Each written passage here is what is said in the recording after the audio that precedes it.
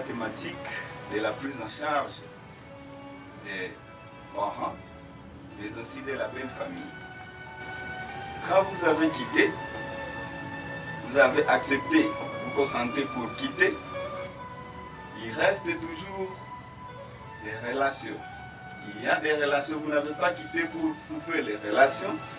Il y a des relations qui sont inévitables et qui vous poussent, qui vous amènent à certaines responsabilités de la part du couple envers les beaux-parents, mais aussi la belle famille.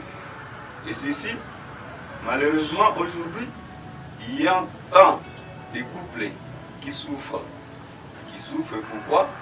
Parce qu'il y a des grandes blessures dans les couples qui viennent et qui surviennent de la prise en charge, de l'intervention du couple envers les beaux-parents, la belle famille. Et si vous lisez même la Bible nous dit, en Exode 20, le chapitre 12, il nous rappelle, c'est le 5e commandement de la loi de Dieu.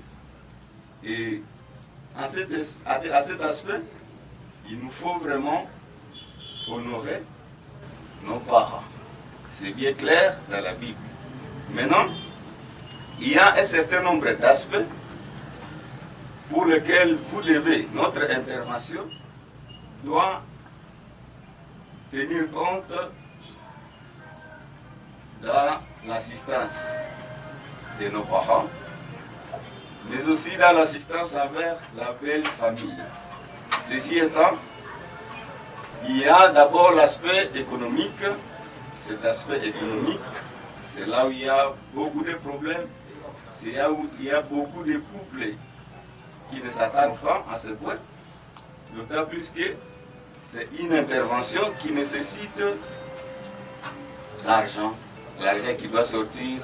Peut-être que votre budget n'a pas tenu compte de tout ça. Ici, beaucoup de couples, il y a des discordes à cause de cet aspect. Il y a l'aspect social et émotionnel. Pourquoi ne pas payer des visites à vos parents, et qu'ils soient en ville ou à campagne? C'est aussi très important dans l'assistance et dans l'intervention de couples envers leurs parents et envers la belle famille. À part ça, il y a l'aspect spirituel. Il faut prier aussi. Prier pour vos parents. C'est très important. Soit vos parents peuvent ne pas avoir la même foi que vous. Exhortez les parents pour qu'ils puissent trouver un beau Dieu, pour qu'ils puissent trouver aussi, rencontrer l'amour de Dieu. C'est très important. Il peut y avoir aussi un aspect sanitaire. Donnez des conseils sanitaires à vos parents. C'est très important. Mais aussi, pour que cette harmonie soit, pour qu'il y ait de l'harmonie dans cette intervention, il faut que vous ayez dans votre couple ce que nous appelons une communication efficace.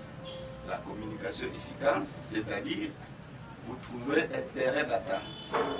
D'un commun accord, les limites de vos interventions pour le développement des relations avec votre belle famille, avec vos beaux-pères. À part ça, on nous dit que, nous voyons ici que le couple doit être autonome, mais aussi mûr, doit être mûr, c'est-à-dire puiser des principes bibliques qui vont vous conduire, qui vont vous guider. Et si vous serez humble dans votre intervention, dans votre assistance. Enfin, madame peut conclure s'il y a quelque chose pour aller vers la fin. Oui, merci. Tout ce que vous avez de dire a pour objectif d'essayer d'établir une relation fluide et naturelle pour la belle famille et pour les beaux-parents, basée sur une attitude ouverte et flexible. Bref, il est important d'être vous-même,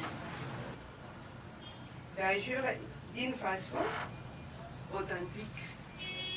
Que Dieu vous bénisse.